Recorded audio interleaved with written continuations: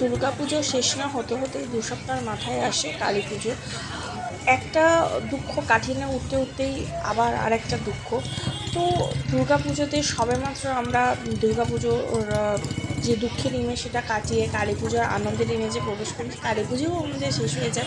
তো এই মন ভারাক্রান্ত বলুন, দুঃখ বলুন, এই পরিবেশ থেকে একটু নিজেদের সরিয়ে রাখার জন্য আমি চেতলা অগ্রণীর একটা ভিডিও আপনাদের সাথে একটু শেয়ার করলাম। দেখুন এত সুন্দর, এখানে একটা ফাউন্টেন আছে, আপনারা যা সবাই প্রত্যেকে কম বেশি দেখেছেন। এই যে আমার ছেলে সেলফি তুলছে, তো এখানে কম বেশি সবাই গেছেন। তো এখানে দেখেছি এখানে একটা সাপ আছে মস্ত বড়, যার মুখ থেকে জল বেরোচ্ছে, যেটা আমরা দশমীর দিন সকালে যখন গেছিলাম সেটা বন্ধ করে দিয়েছে। এখানে চারিদিকে শুধু যেদিকে চোখে যাচ্ছে রুদ্রাক্ষ আর অসংখ্য ঘন্টা। তো মোটামুটি সবাই ঘন্টা বাজাচ্ছে, যেন একটা মন্দিরে ঢুকতে ফিল হচ্ছে। অবশ্যই এটা মন্দিরেরই না, ভীষণই সুন্দর, মানে এত সুন্দর। প্রত্যেক বছরের মতো এবছরও আমার চোখে পুরো আটকে গেছে, তার মধ্যে আটকে গেছে বৃষ্টিতে। আমরা যখন মন্দিরে, মানে মন্দিরই বটে আমার কাছে, প্যান্ডেলে প্রবেশ করছি তখন প্রচণ্ড বৃষ্টি হচ্ছে।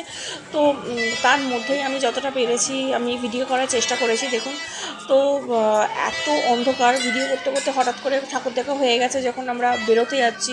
এতটাই বৃষ্টি হচ্ছে, চারিদিকে অন্ধকার, তার মধ্যে প্রচণ্ড বৃষ্টি। যতটা পেরেছি আমি এখানে ক্যামেরাবন্দি করেছি ততটা।